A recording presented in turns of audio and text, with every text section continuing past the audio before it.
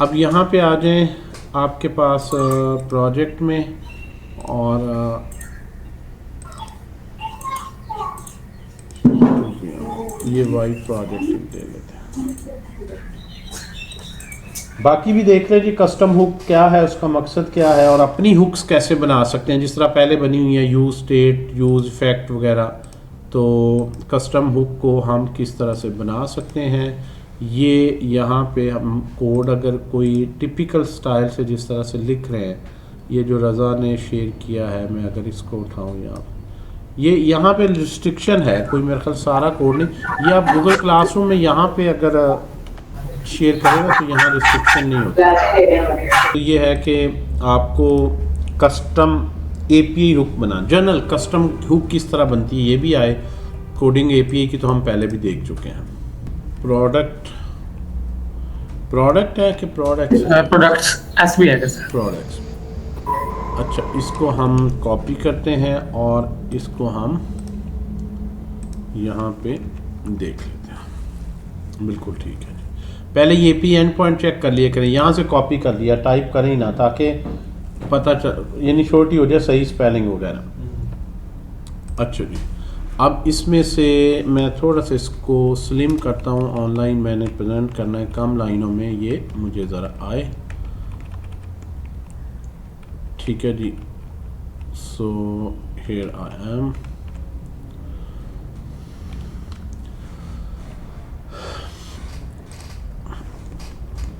अच्छा जी, लोडिंग आ जाए, एरर है तो एरर आ जाए। और पहले इस कोड का, रज़ा आपकी इजाज़त हो, थोड़ा सा पोस्टमार्टम भी कर लें। जी जी सर जरूर। सर आप ये कंपोनेंट की जगह ना कुछ और करवा दें, मतलब मैंने तो प्रोडक्ट कंपोनेंट करवाया था ना। वो कोई नहीं, कस्टम हुक का मुझे लिखना पड़ेगा, कोड लिखा हुआ है, यूआई बना हुआ है, ठीक है सिंपल, दैट्स नॉट। सर, मैंने एक्सियोस यूज़ किया है तो आप वो चेक कर लीजिएगा। ठीक ठीक, कोई मसला नहीं। हम इसको करेंगे जी, हमें करना पड़ेगा npm install एक्सियस। जी सर सही इंस्टॉल करके इंस्टॉल एक्सियस की लाइब्रेरी फैच की जगह इन्होंने यूज़ की है, ज़्यादा ये प्रोफेशनली यूज़ होती है।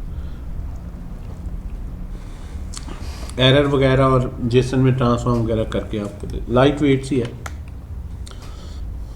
npm run dev, पहले इसको एज इट इज़ चलाते हैं। मेन में देख लेते हैं कि ऐप ही है, यस।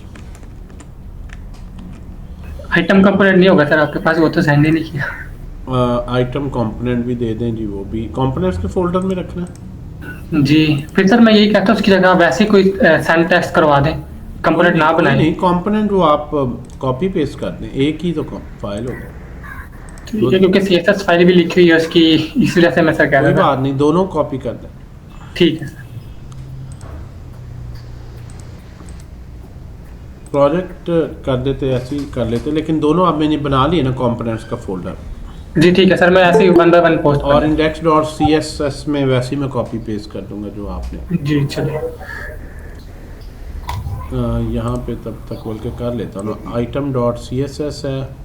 हाँ जी सर, एक कंपोनेंट फोल्डर में सर आप कर लेना। आइटम, ये आइटम मैं बना लेता हूँ ना, ठीक है, आप सेंड करें। item.js और CSS की ज़रूरत, CSS आप दे दें उसके इंपोर्ट की।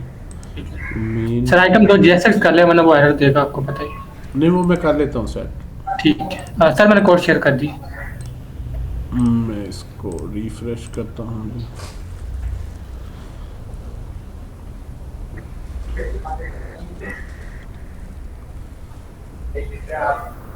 आपने गूगल क्लासरूम में नहीं कर रहे?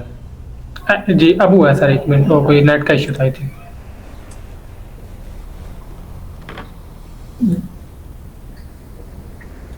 जी सर, ये आइटम, ये इंडिविजुअल आइटम का होगा। इसमें ये CSS को मैं हटा रहा हूँ। ठीक है ठीक है जी, और मैं ये जो ग्लोबल है इसी में डाल देता हूँ। ठीक है, मैं सीएसएस भी सेंड करता हूँ सर। CSS भी शेयर कर।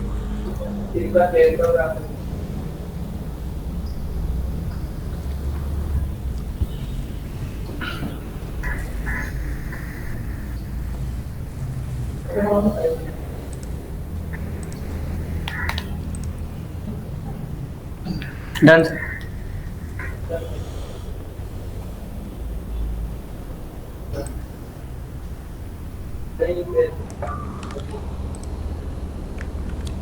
लें जी, आइटम भी आ गई और ये भी आ गई।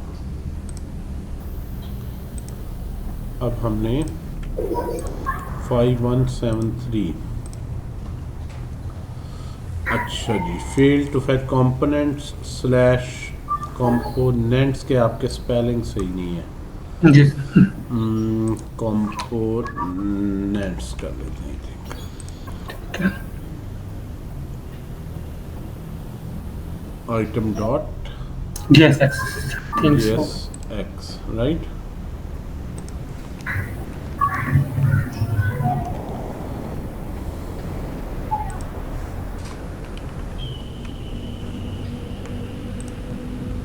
प्लस सर CSS भी हटा दें, ये तो यहाँ पे नहीं है।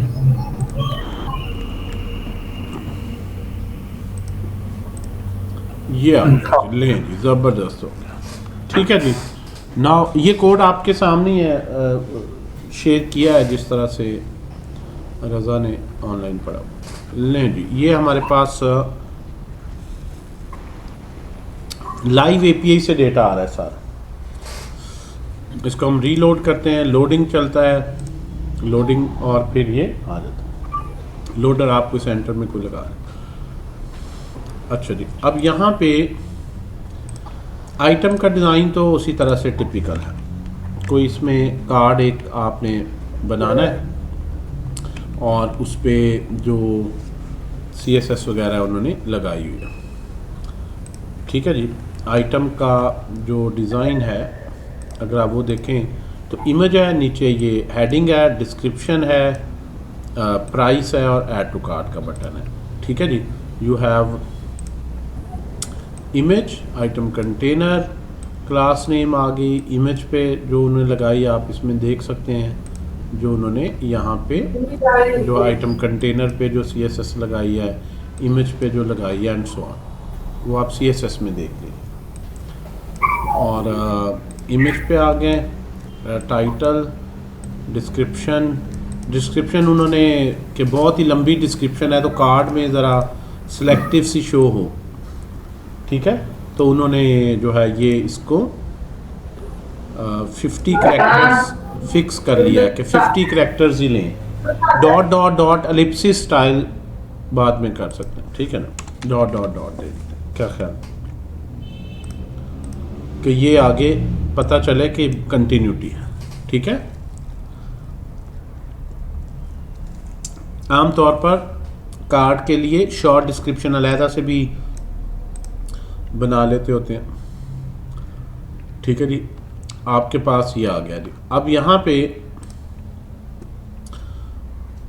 ऐड टू कार्ट का बटन है, बटन पे भी लॉजिक नहीं लिखी। ये CSS है, ये ऐप है जिसमें हम डेटा कर रहे हैं डाउनलोड।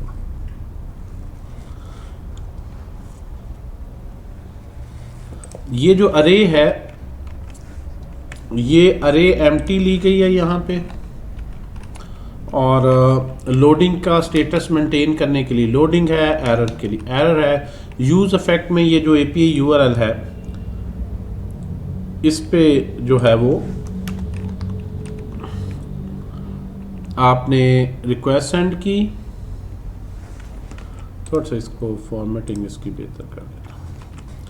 आपने रिक्वेस्ट सेंड की, exist.get फैच लिख लें। डॉट गेट वैसे भी डिफ़ॉल्ट ये ना भी लिखें ऐसे भी चल जाएगा, या इसकी जगह अगर फैच भी लिख सकते हैं, लेकिन उसमें आपको एक स्टेप एक्स्ट्रा करना पड़ता है। जो डेटा आएगा .json में कन्वर्ट करना पड़ता है। ये आपको exist.get है, exist.post है, वो आप नेट से अगर देखेंगे इसके होम पेज पे exist, तो ये आपको सारी डिटेल यहाँ से मिल जाएगी। ये exist क्या है, ये ट्यूटोरियल भी किसी ने है, किस तरह इंस्टॉल कर लें और फिर आगे उसको API वगैरह उसकी एग्जांपल्स उसकी कि आपने जो भी गेट करना है URL दें और उसके बाद जो फंक्शन है उसमें रिस्पॉन्स आ जाएगा and so on. They are different ways. So Axios का ऑफिशियल पेज अगर हम देखें npm से देख लेते हैं, तो यहाँ भी उसने ये चीज़ें दी हुई हैं। इंस्टॉल चाहे npm से करें या yarn से या और कोई बंडल में कोई भी आप टूल से इंस्टॉल करें, npm जिस तरह हम यूज़ करें। और ये एग्जांपल उसने दी हुई है, आप वही वाली एग्जांपल उधर भी थी, तो यहाँ से आप देख सकते हैं गेट पुट पोस्ट की क्या है। डाटा अपना पोस्ट करना है फॉर्म में, फॉर्म का लेक्चर दे देता हूँ, फॉर्म से डेटा पोस्ट भी कर सकते हैं एंड सो ऑन। सारी advance configuration and so on. बहरहाल इन शॉर्ट जी सर मैं कहता फॉर्म शेयर कर देना, क्योंकि वो यूट्यूब पे इतना नहीं है मैं फॉर्म के बारे में मिल रहा, तो आपने कहा था आपने एडवांस तरीके से सिखाया हुआ है, तो फॉर्म का मैं शेयर कर देता हूँ, फॉर्म का एडवांस लेक्चर में शेयर कर देता हूँ, राउटिंग का भी कर देता हूँ। ये आपके पास अभी तक आपने देखा स्टेट आपने रखी है यहाँ पे, और पहली दफ़ा एम्प्टी होगा। जब ये अगर लोडिंग है तो लोडर आएगा। स्टार्ट में लोडिंग को ट्रू कर दिया है तो ये कंपोनेंट माउंट होते ही लोडिंग स्टेट में चला जाएगा। जो ही ये कंपोनेंट स्टार्ट होगा लोडिंग स्टेट में चला जाएगा। और यहाँ पे आप इसको देख सकते हैं कि जब भी ये गेट डेटा करने लगे तो यहाँ पे आप सेट लोडिंग, आल्दो ये ट्रू है लेकिन अगर दोबारा किसी बटन पे भी करना है इधर लिख दें कि जो ही एपीआई की कॉल देने लगे लोडर ट्रू कर दें, once it's done loader false कर दें। ठीक है रजा? अभी आपने कोई बटन वगैरह नहीं दिया रिफ्रेश का या इस तरह का, तो अगर हमें खुद प्रोग्रामेटिकली रिफ्रेश का बटन अपने सॉफ्ट, अभी तो आप ब्राउज़र का रिफ्रेश यूज़ कर रहे हो ना, इधर देना होगा तो उसमें फिर ये होगा कि आप इसको अलहदा भी कॉल कर सकते हैं, इसलिए ये भी कर सकते हैं। इसको कट कर लें यहाँ से, मतलब जो इसमें मज़ीद आप कर सकते हैं। और आप यहाँ भी अलहदा एज अ फंक्शन के बटन के में भी मैंने पहली दफ़ा भी कॉल करना है, पहली दफ़ा का मतलब है ये करली ब्रेसेस, और बाद में भी अगर आपने कॉल करना है ऑन क्लिक पे तो इसको कॉल कर सकते हैं। इसका स्कोप कि इसको कॉल कर लें पहली दफ़ा, बाद में भी करना है तो इसको कर सकते हैं। तो जब भी होगा लोडिंग स्टेट में ले जाएगा, लोडिंग रोक देगा। पहली दफ़ा एम्प्टी अरे है, एक्सिस में गेट करते हैं तो डॉट जेसन वाला स्टेप नहीं करना पड़ता, ये डायरेक्ट इसमें डॉट डेटा एट्रीब्यूट में आपको डेटा मिल जाता है। ये फ़ायदा, और वो डेटा आपने सेट प्रोडक्ट्स में कर दिया तो इसकी रेंडरिंग 2 स्टेप में होती है। हमेशा इसकी रेंडरिंग 2 स्टेप्स में। पहले स्टेप में इनिशियल वैल्यूज़ पे लोडिंग ट्रू है, लोडर आ जाएगा, तो ये लोडर आ जाएगा, फिर ये एरर भी देखेगा। ऐसे ही है जी।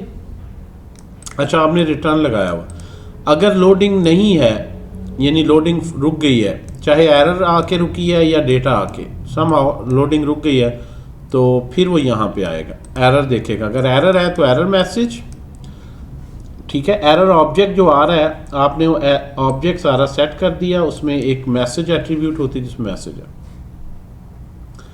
सो अगर लोडिंग हो गई है, एरर भी नहीं आई, तो फिर डेटा आएगा। अच्छा, यहाँ पे एक ना कंडीशन 4, अभी आप 3 सिचुएशन को देख रहे हैं ना, क्यों भाई रजा? 4 होनी चाहिए, 4 होनी चाहिए। सर कौन सी होगी? चौथी कौन सी होगी जी? चौथी होगी, इसको भी मैं,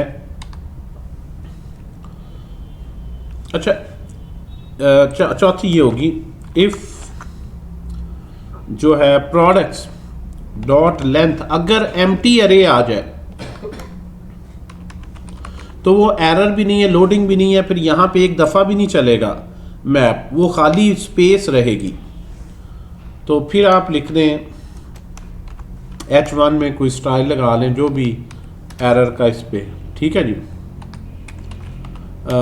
नो प्रोडक्ट्स फाउंड, ये products no products available yet, अभी तक कोई प्रोडक्ट में भी अपलोड नहीं हुई, ठीक है। एम्प्टी स्टेट के भी लगाए जी, सही समझा। एम्प्टी होगा तो ये खाली टोटल प्रोडक्ट्स लिखी होंगी, ज़ीरो लिखा होगा, नीचे कुछ भी नहीं होगा। नीचे वो थोड़ा एक्सप्लिसिटली मैसेज लिख दें ये एम्प्टी है, यहाँ कोई आइकन रख देते हैं कि अभी तक प्रोडक्ट्स नहीं है, एरर नहीं है लेकिन अब प्रोडक्ट अभी है ही नहीं।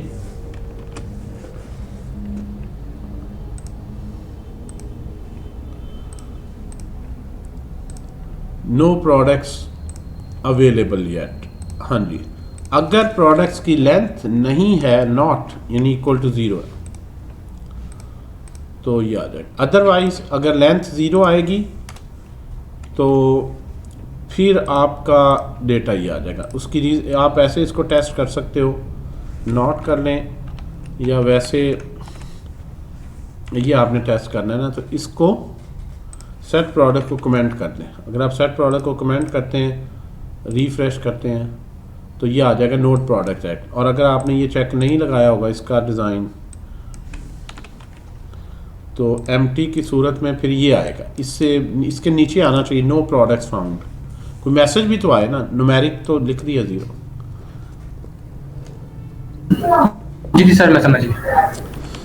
अच्छा जी, अब दूसरा ये है इसमें इम्प्रूवमेंट कि ये नो प्रोडक्ट फाउंड उसके नीचे आना चाहिए ज़ीरो के, इसके नीचे। ये कंटेनर ओवरऑल सब सारे को, लोडर को भी रैप करे, एरर को भी करे, टोटल, ये चीज़ सही नहीं है। यानी आप क्या करते हो, अगर एरर मैसेज आता है तो उस पर ये कंटेनर नहीं लगा हुआ, हेडर नहीं लगा, टोटल प्रोडक्ट्स ज़ीरो हैं। इसको देखें, टोटल प्रोडक्ट ज़ीरो है ना, ये आ गई टोटल प्रोडक्ट ज़ीरो। और अगर एरर मैसेज है साथ, लेंथ नहीं है, तो आप ये पे लाते हैं ऊपर, वो हेडर शेडर नहीं आता। आमतौर पर हेडर फुटर उसके दरमियान में एरर मैसेज आता है ब्रांडिंग का। तो इसलिए इसका बेहतर तरीका ये होता है कि आप लिखते हैं लेट व्यू, एक व्यू बना लें। इफ़ लोडिंग तो रिटर्न नहीं करें, इस व्यू को आप इसके इक्वल रख दें। ये ज़रा गौर से आप समझें। और अगर एल्स, वैसे तो रिटर्न नहीं लिख रहे हैं, एल्स इफ व्यू इसके इक्वल हो जाए, और एल्स इफ व्यू जो है वो इसके इक्वल हो जाए।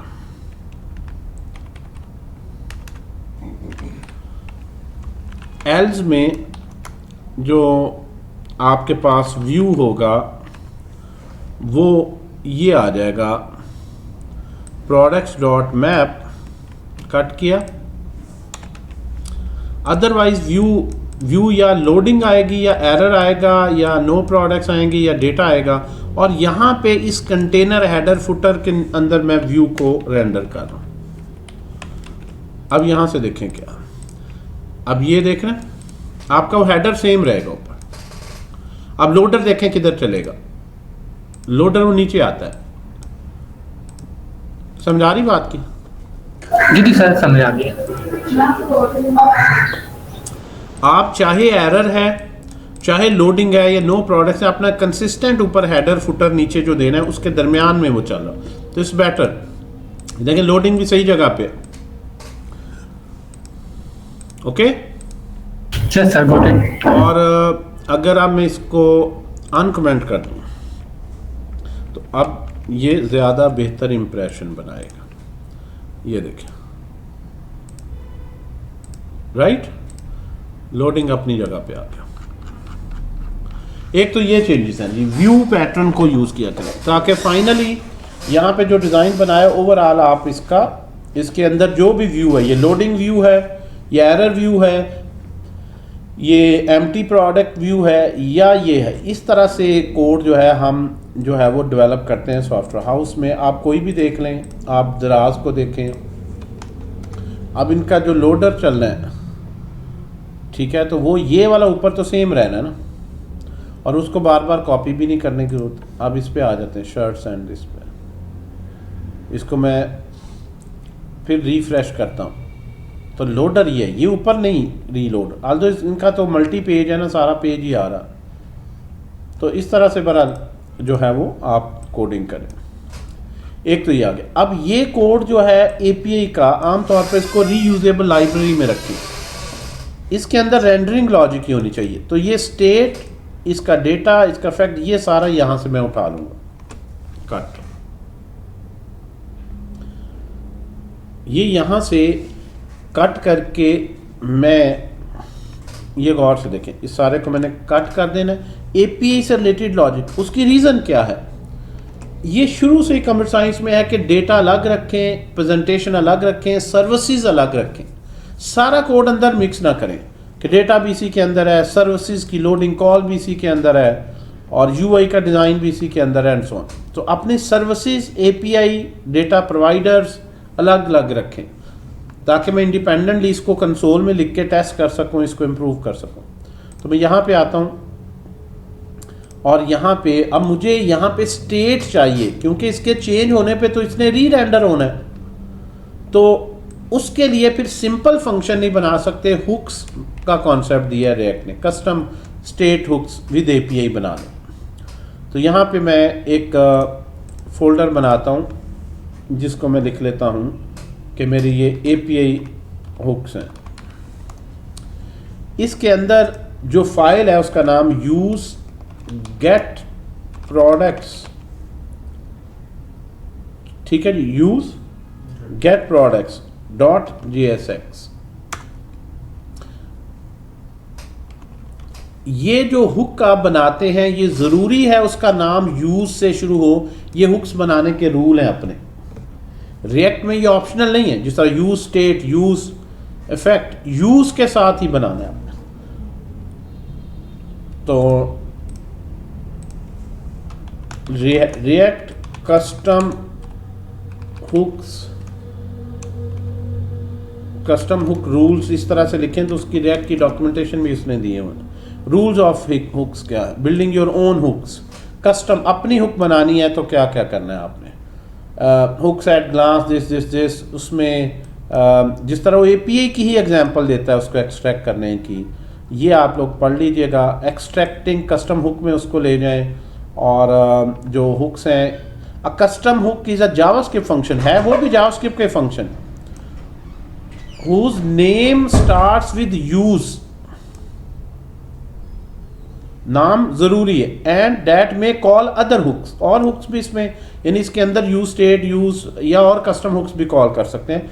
ये ऐसा जावास्क्रिप्ट का जो स्टैंडर्ड फंक्शन होता है ना, उसके अंदर आप ये वाला हुक्स वगैरह नहीं यूज कर सकते, ये किसी फंक्शनल कंपोनेंट के अंदर ही कर सकते हैं। ऐसा नहीं मैं कर सकता कि मैं यहाँ पे एक फंक्शन बनाऊँ सम का, कोई स्टैंडर्ड, और यहाँ से मैंने रिटर्न करना है x + y, इसके अंदर मैं कोई रिएक्ट की फीचर नहीं यूज़ कर सकता, यूज़ वगैरह, वो एरर आएगी। वो JSX का कोड, लेकिन जो हुक है उसके अंदर वो है जावास्क्रिप्ट का, वो भी फंक्शन UI नहीं रिटर्न कर रहा, लेकिन उसके अंदर आप हुक्स को यूज़ कर सकते हैं, कॉल कर सकते हैं। तो इस तरह से ये सारे कस्टम हुक का रूल बता रहा है। So let's talk about this. मैं सिर्फ इसको सिंप्लीफाई करना चाह रहा हूँ कंपोनेंट। मैंने ये कॉपी किया और मैंने इसको यहाँ पे ले आया।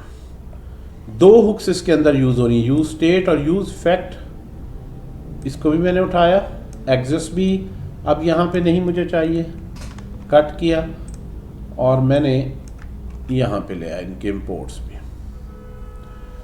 अब इस कंपोनेंट को क्या चाहिए लॉजिक लिखने के लिए? इस कंपोनेंट को ये तीन वेरिएबल चाहिए थे, प्रोडक्ट्स, लोडिंग, एरर। तो प्रोडक्ट्स, लोडिंग, एरर, ये जो तीन वेरिएबल है ना, वो इसको मैंने यहाँ पे देने हैं। लेट ऑब्जेक्ट में मैं लिख रहा हूँ प्रोडक्ट्स, लोडिंग, एरर। मुझे ये तीन वेरिएबल चाहिए थे, मुझे ये सारा कोड नहीं चाहिए। ये सारी लॉजिक यहां से निकल गई।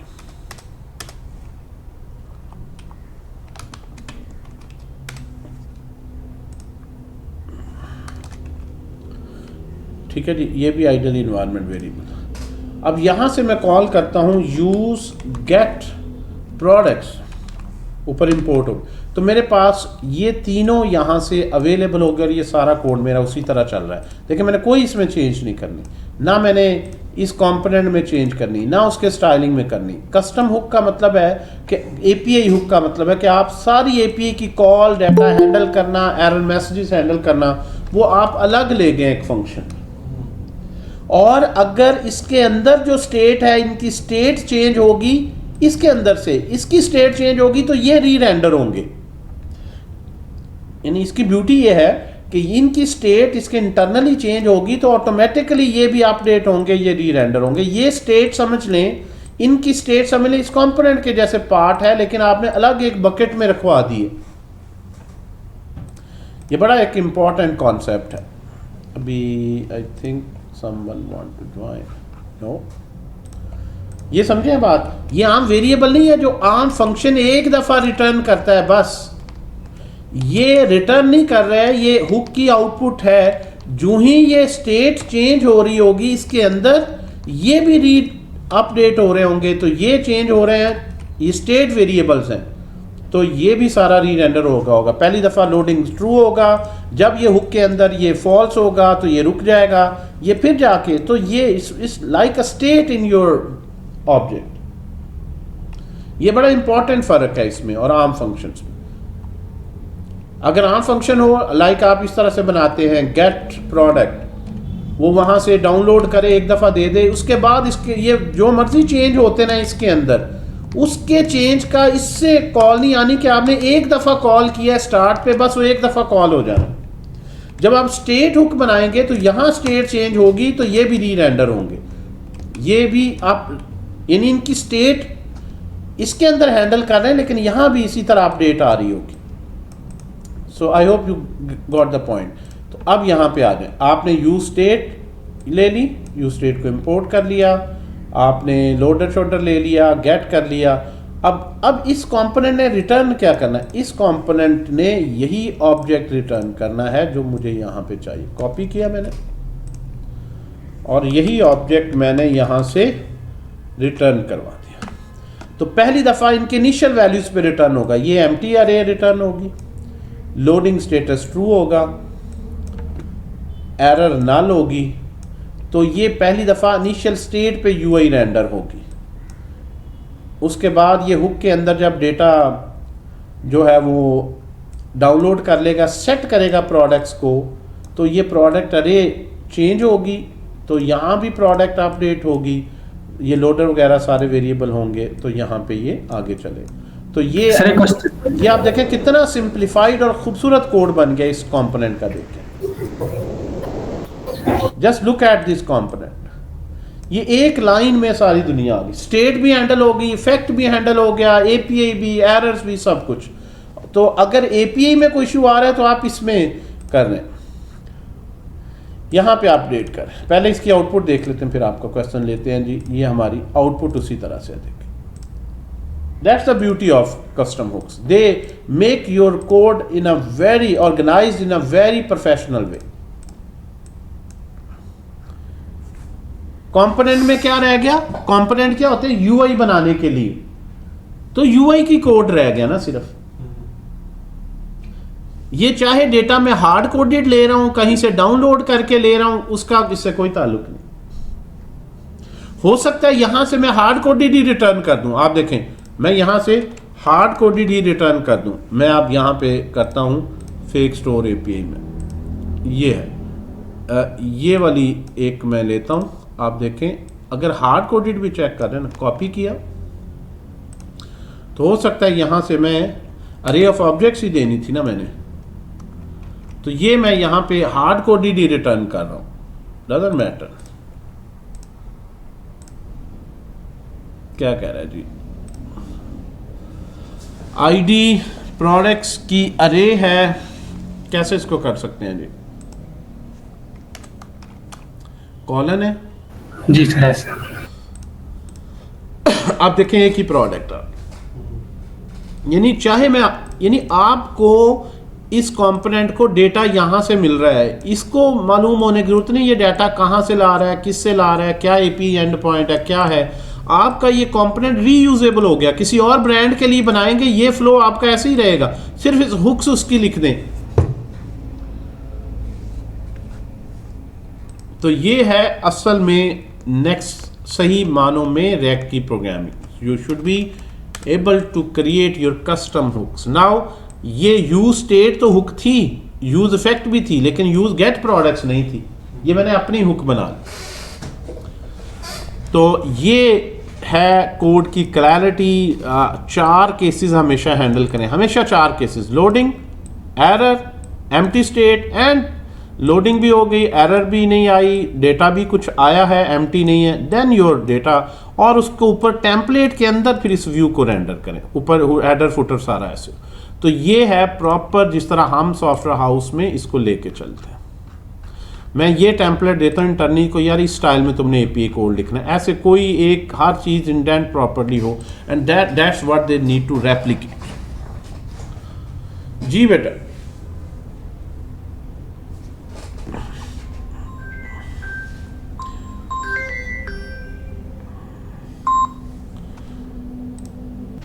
सर आपने ये ऑब्जेक्ट रिटर्न किया ना, हम करे भी कर सकते हैं ना, क्योंकि वैसे ऑफिशियली तो सकते हैं। डेटा रिटर्न कर रहा हूं मैं, आप ये इंपॉर्टेंट देखें, मैं यहां से यूआई नहीं रिटर्न कर रहा।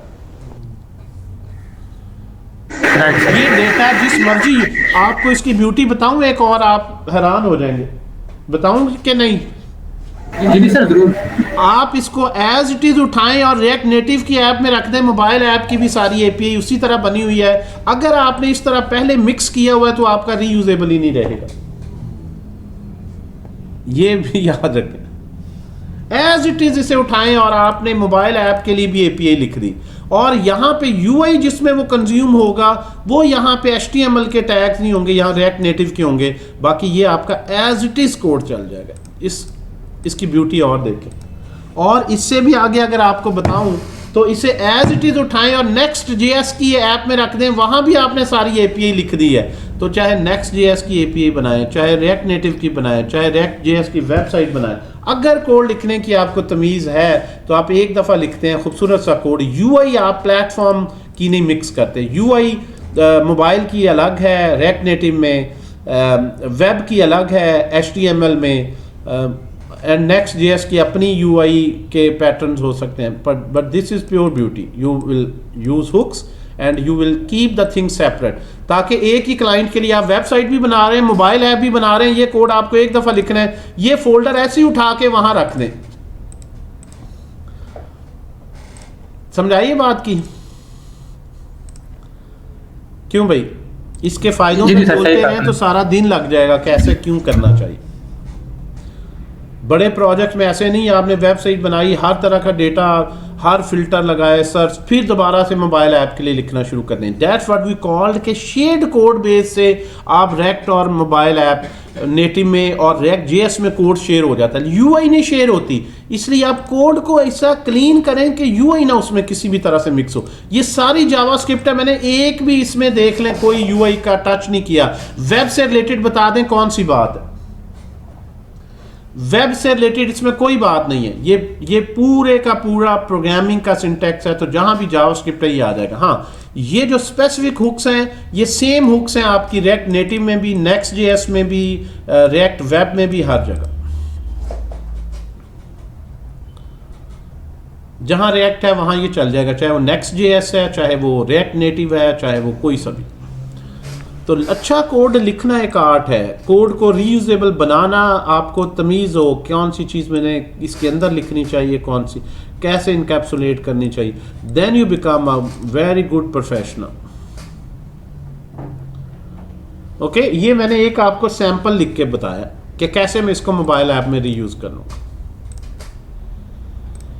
जी, इंटरेस्टिंग है जी सर, बहुत ज़्यादा।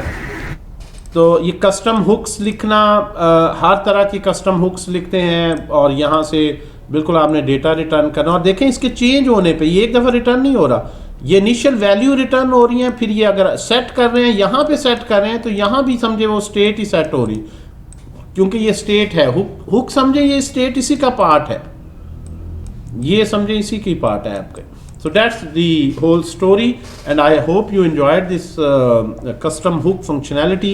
और ये भी मैं ऐड कर देता हूँ, ये मैंने फर्स्ट टाइम वैसे पढ़ाई है कस्टम हुक का टॉपिक, सॉफ्टवेयर हाउस में यूज़ करते हैं। तो आई थॉट कि ये जो 4 लेक्चर दे के ही लोग समझते हैं बहुत ज़्यादा है, शायद उनको लगता है कि जो है वो लेकिन ये व्यू का पैटर्न जहन में लाएं, कस्टम हुक लाएं, हमेशा इसी स्टाइल से कोड लिखें। So you are very good to go. इसको एंड कर देते हैं।